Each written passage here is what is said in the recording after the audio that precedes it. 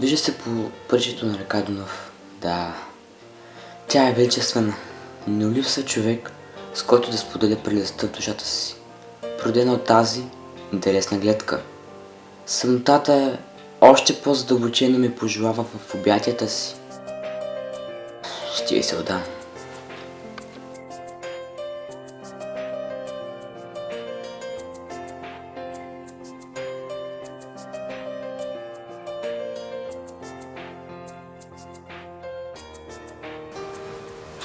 Виж го ония тип е там.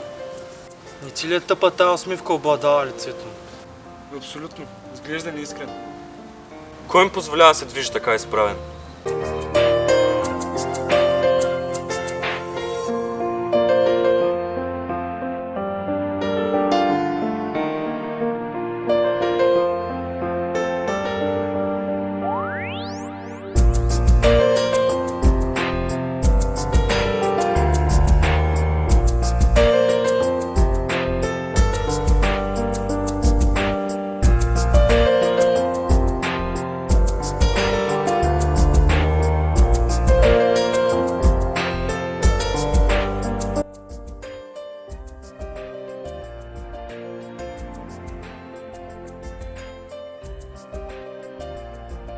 Прокарвам длани към книгите, в тях поне си оковава интелектът.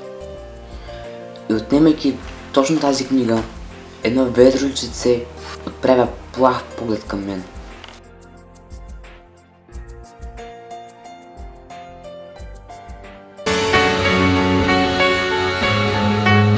На крепостта вече сме цялата банда. Слушаме груби мелодии, стича се по потъни алкохолът, цигареният дим. Грациозно се настинява в белите им дробове. Или прекрасно да сгрешиш няколко пъти.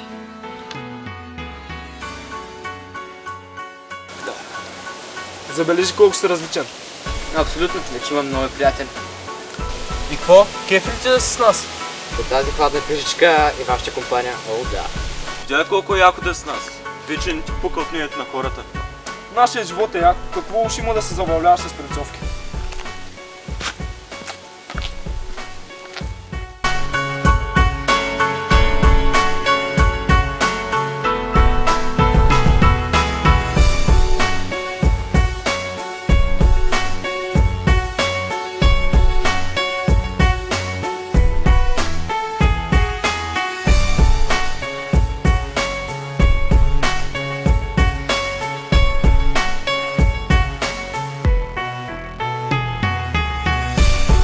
Приятели, не издържам повече. Махам се. Нико, това ли беше? Пак се връщаш към скучния живот. Ай, махай се, тапанар. Предател.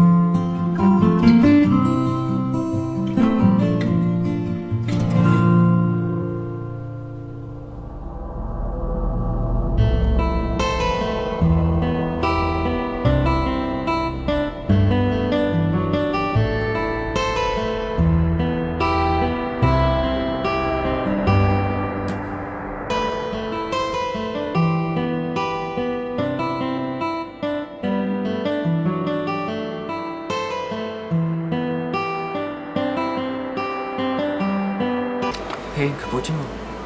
Аз нямам приятели, нямам семейство. Всичко ми е така гад, мразя се. Искам да се променя. Не плачи, успокой се. Ела с мен. Къде отиваме? Нашите не ме пускат никъде, освен до библиотеката. Не мисли, просто ела с мен. Става ли?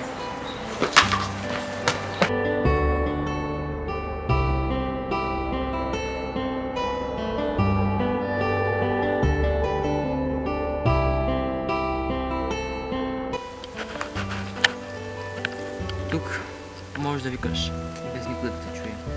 Това ми е любимото място. Може да станем за винаги. Харесвам ми. Ела с мен.